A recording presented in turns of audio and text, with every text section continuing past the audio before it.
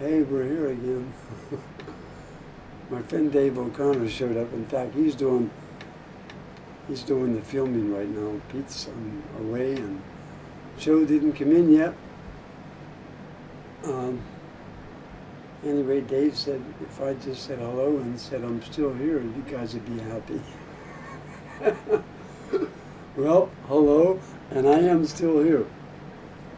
And sometimes I wish I wasn't, but I am. Anyway, Rocco, Troy, who else called me? I talked to several people. Cameron. What's it? The guy you mentioned, Peter, right? Peter Lance, yeah. Peter Lant, I think his last Peter name. Lance, yeah. I know his Peter. Your base is down at Kelvin's. Kelvin is a separate shop now, and he works away from here. And sometimes I just give him projects. He has your base down there, so I'll see him on Wednesday, and I'll know more about that on Wednesday.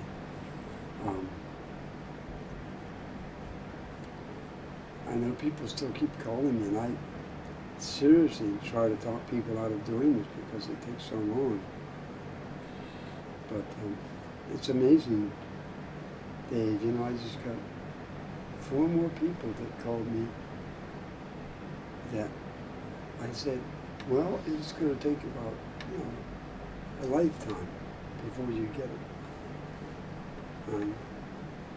They wouldn't let me say no. One guy from Japan, not Haji, this is a separate person. Just, I think his name is Jason. Jason, hello.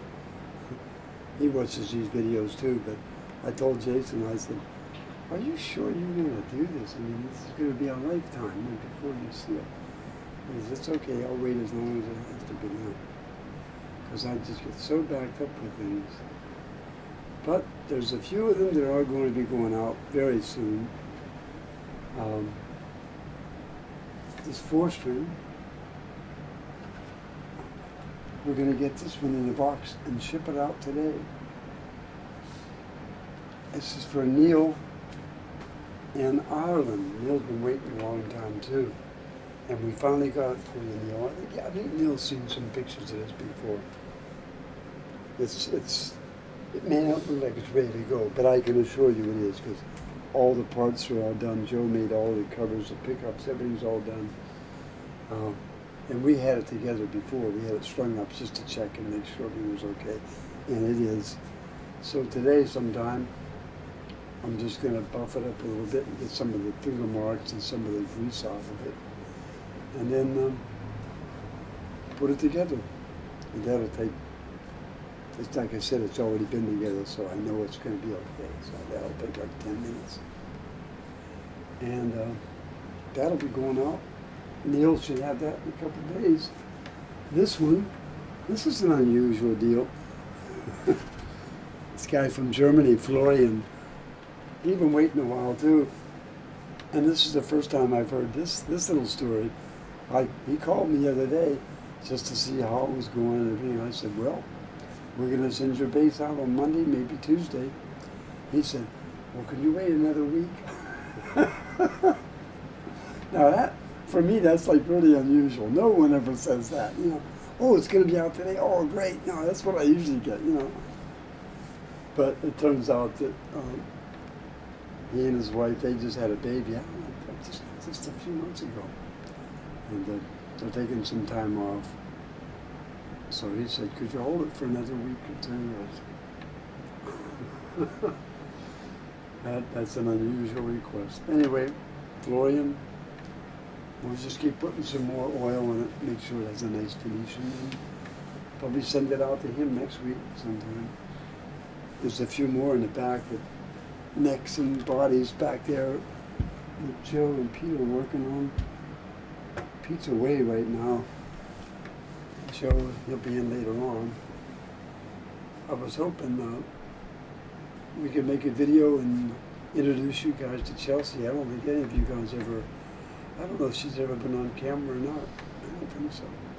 Anyway, she's here, and she's going to be here for a while, so she's going to be making a lot of calls for me this week. Because really, the truth is, guys, I mean, my life is, I never take off. I'm always here. And when Chelsea comes and she has the time and she can do it, she'll be making some calls and letting people know what's going on. I was just telling Dave a little while ago too, I keep thinking so much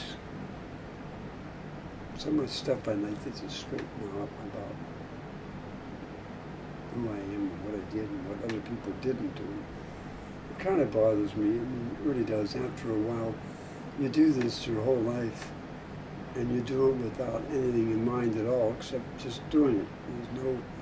There's no ego. There's no, well, you see what I did, and I don't have any of that. And there's a lot of people out there who really didn't do anything, and they seem to have a lot of that.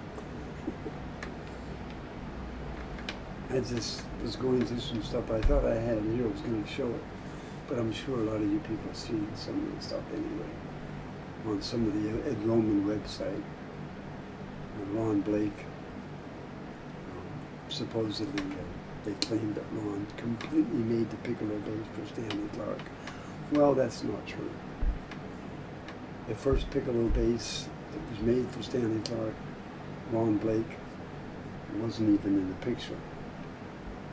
And that bass, quite truthfully, didn't make the grade. And I think I did a whole story on one of the videos on how the actual piccolo bass came about for Stanley Clarke. I'll just back up a little bit. I won't go through the whole thing, because I know the whole thing is on a video somewhere. Yeah, now everybody claimed this and claimed that. Anyway, you know, that piccolo bass that Stanley made famous wasn't even made for him. That was a bass we were making, and Stanley came in with his piccolo bass, the original one, and it had a broken headstock, and I did that whole story. So that's where that's at, and that's really the truth. And Ron Blake was there.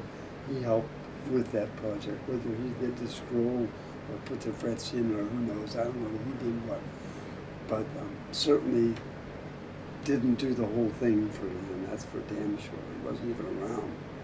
I get so tired of people claiming stuff all the time, it's amazing.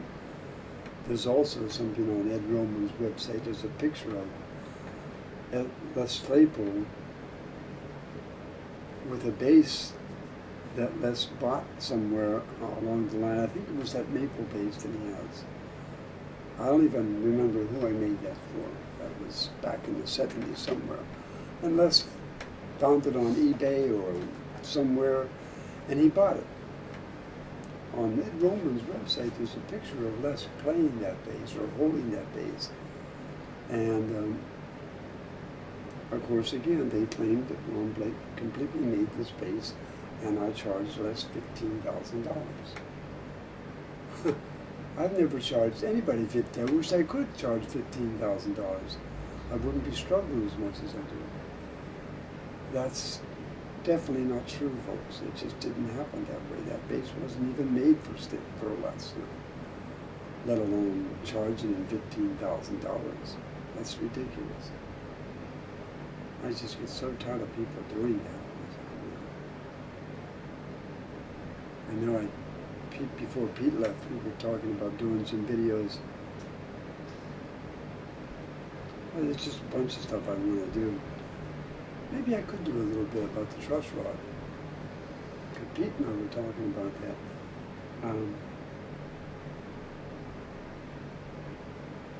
I know I'm jumping around a lot, but I have a lot of things in my mind here.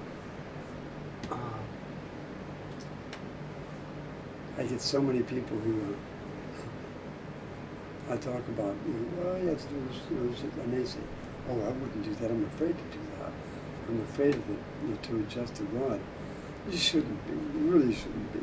I know there's a lot of hokey-pokey stuff out there that people who are supposedly, great guitar techs and luthiers of extraordinary means that write all kinds of subjects, and they're in all the bass player and guitar player magazines talking about how important it is to the way you adjust the truss rod. Well,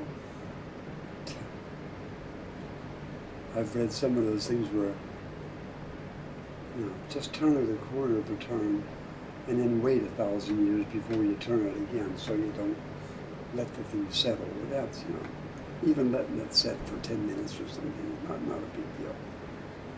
As a matter of fact, this has another one. Let me see if I can do.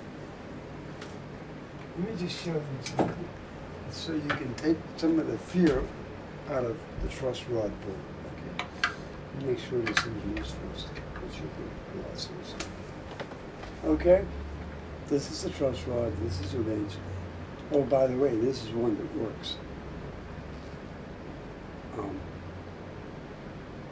Without even looking. Okay. Here's what I'm going to show you.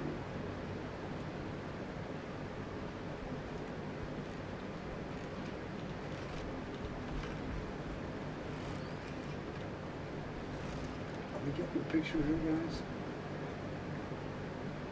Now I can tell you right now what condition this neck is in.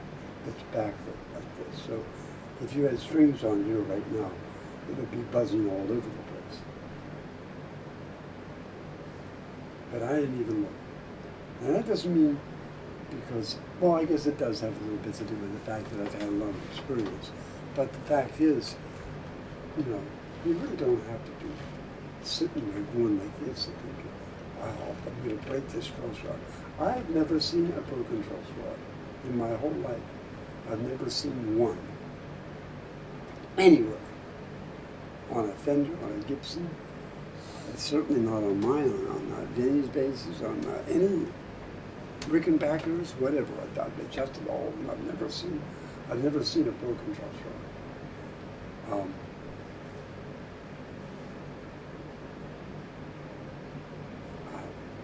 I'd like to do a whole video sometime on how the truss rod is actually, how we put the truss rod in and how it works. This rod is in straight.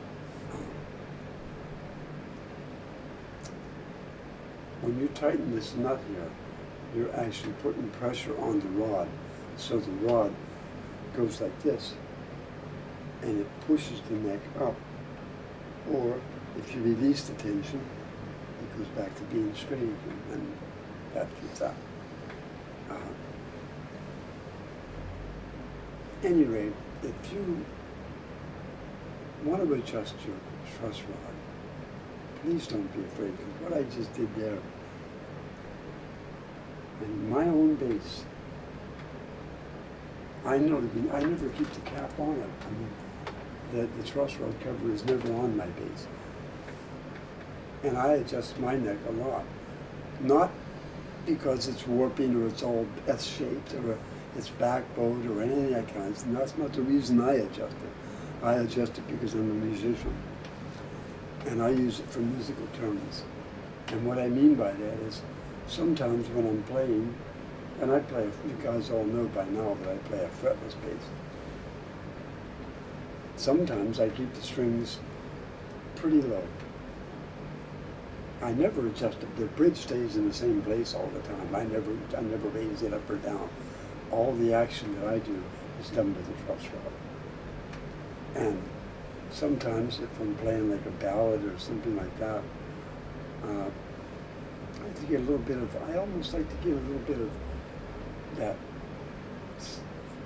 growling sound you get from the strings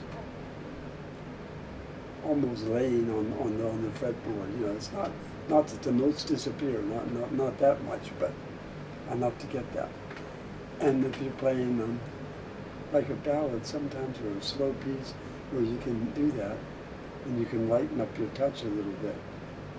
And I played in places like downtown Atlantic, Ponte tours, or different places where you have might be like a trio, and maybe a guitar player comes in and plays. You have a piano and bass and drums, a singer maybe, and everything is kind of low key. And then all of a sudden, some friends are hanging out. I remember playing at downtown Atlantic one time. It was just a regular quartet. And before the night was over, we had 7 horns on the bandstand. It was like a big band. Now that's a lot of stuff to push around. You don't want the strings laying on the fretboard at that point. So rather than get a screwdriver out and go through all this, a little Allen wrench, and go down there and screw around with a bridge, you don't do that. What you do, you shoot back off the neck. And that immediately makes the neck go like this a little bit, and the strings come up, and you can dig in a little bit. And that's really very simple to do. Don't be afraid to do that.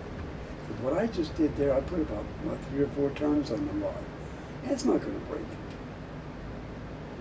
I'm not saying to do that all the time. You don't have to. I just did that to show you that you don't have to be afraid to adjust a rod. You really don't.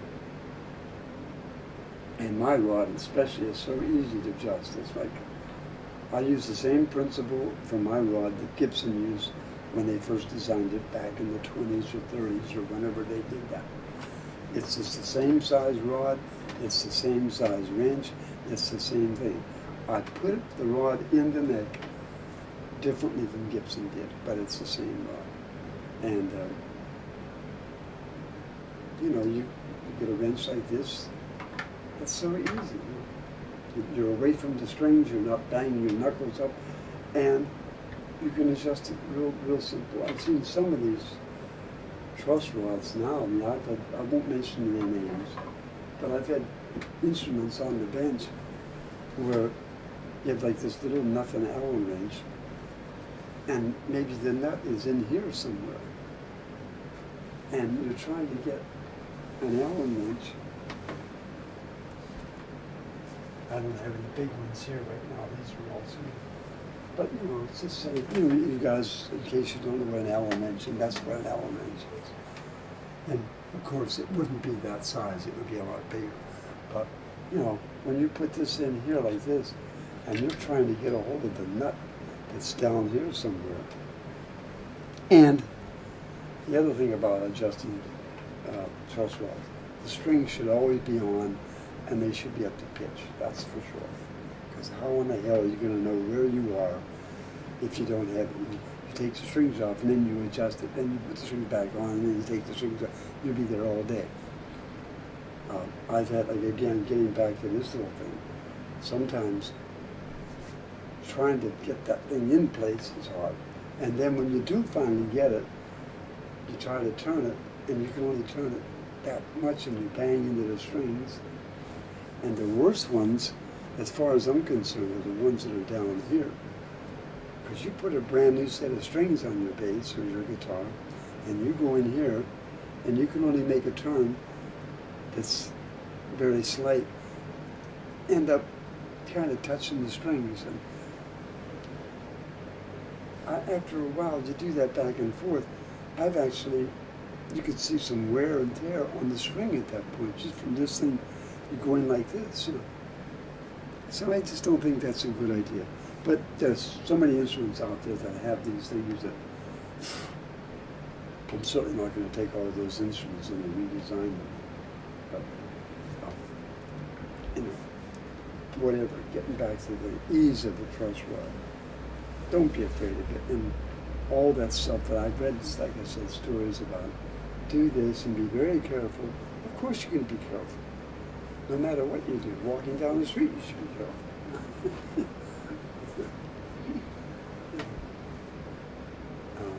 I mean, there's no reason to have like if your neck is, if you're playing down here and you hear like a lot of buzz, it probably is backbone. So you might want to loosen the rod a little bit.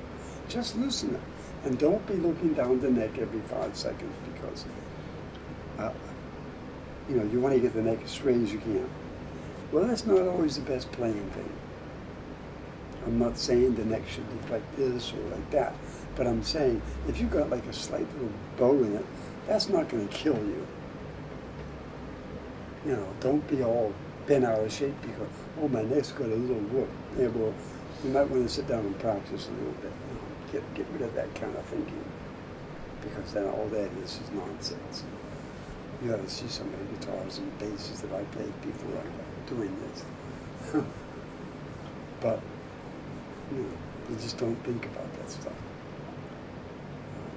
If it's got a slight bow in it and the action's too high for you, just tighten the rod a little bit and play it, you know, and see how it feels. If it feels good, leave it alone. Don't be going like this all, wow, look at my neck and there, and then you get all bent out of shape looking at her neck. Just pick it up and play it. And if it feels right, then it is right. One thing that isn't very important about adjusting the truss rod. I know from experience, before I started building instruments, so many repair jobs. I mean, I was with Danny Armstrong. Tons of people came in there. That place was busy all day long. Making a new nut, making this, they make a bridge, adjust the bridge, take the frets off, put the frets in. It's just all kinds of work. And every day it was like that. And I got to see a lot of people. One thing I did for sure, when somebody came in and said, I think I need, the neck needs to be adjusted, maybe you could fix up the frets a little bit.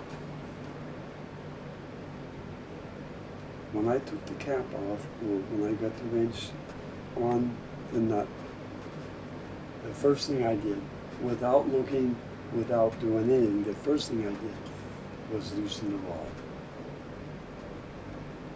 And the reason I loosened it first is because I really don't know where it's at. Who knows? The guy, or maybe somebody else, might have put 3 or 4 tons on the rod before I saw it. And if that was the case, and I just started turning it and tightening it, I might have broken it. It might have already been up. I don't know. So the first thing you do, before you do any adjustment at all, is just loosen the rod a little bit. Don't try to, you know, take it, because that rod, it might be in there like this. You know, it might be up there like that. You know, it's like taking a punch. You're standing there like this and somebody hits you. But if you relax and see, take it a little easier. You know? I was never a boxer, by the way. I just knew that. I have a lot of friends who are tough guys. So be careful. I'll make some phone calls.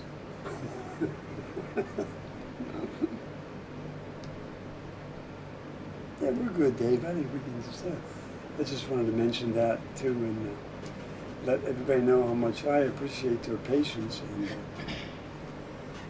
it just is overwhelming to do what I do. I mean, I've said this 1,000 times. I've had offers to do it another way. There's no way I could do that. I just couldn't live with myself, knowing that some factory in Czech Republic or somewhere was making my instruments and putting my name on it, and I never saw it. It truly is hard enough sometimes to put my name on as it is, and I'm here every day with Joe and Pete, Kelvin,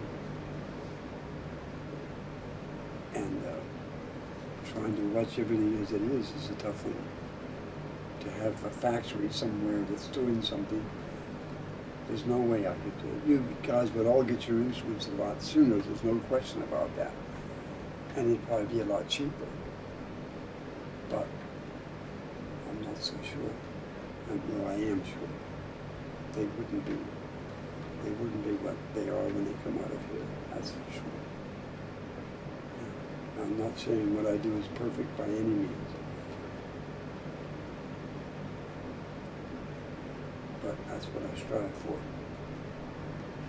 I don't just use the baby, oh, this is good enough. Nothing's good enough, it never is.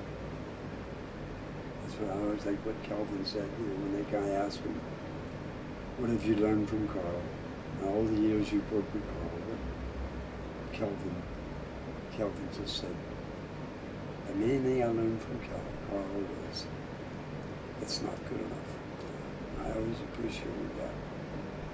And my dad would appreciate that. Billy Ward would have appreciated that. You know, I've had a lot of lessons in my life, and people say, how did you become, I had so many really good people around me. My father, my mother, my brothers, my sisters. And when I went with Billy Ward, I was only 20 years old or so. Billy Ward was like a living legend. If you don't know who Billy Ward and the Dominoes are, you should punch that name in, because if you like rock and roll, Billy Ward was one of the founders of rock and roll back in the real early 50s. But before I was with him, he was already a legend. But I learned a lot from him, not just about music, but about the responsibilities of doing it and doing it right, taking your time and really that way. And being in the Army for a couple of years, that didn't hurt either. You know, you get disciplined big time. But just being around like people like Kenny Burrell and Jim Hall and Frank Zappa, for some of you people who might not know who Frank Zappa is. I remember Frank. He was an extremely disciplined person, you know, about his music, about his playing, about his chess playing. Danny Armstrong used to beat everybody playing chess. He had his chessboard out in between fixing somebody's guitar. He'd set the chessboard up. And every time Frank Zappa came in, Danny would lose. He never got past Frank. So Frank was very concentrated, and he did it, but and very disciplined. Just a lot of people. I did what my dad said. You know, you can't learn much with your tongue wagging. So around those people, I kept quiet, and I took a lot of information in. And getting back to something my mother said, the most important gift is to share. So all the information that I've collected over the years, I try to pass it on. And so far, I think I've done that. I know I talked to Dave, I talked to a lot of people. I wish my mother were here. I would hope that she could be proud of some of the things I've done anyway.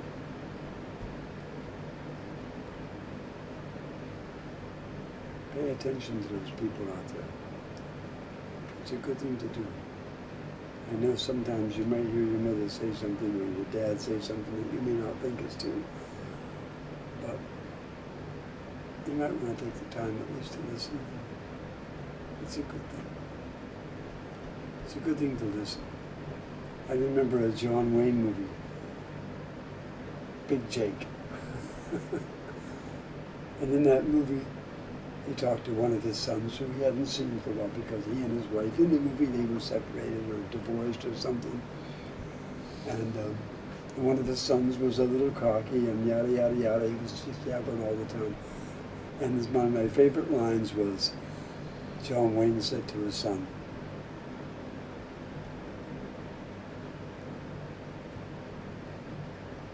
"You're kind of long on mouth and short on ears. Talk too much, you don't listen enough." You know, I always like that. Anyway, I'll leave you with John Wayne. And hang in there, your bases are coming. They are. That's one thing for sure. They are being worked on, and you will get them. I won't let you down. I promise I won't. I'm here. See you guys.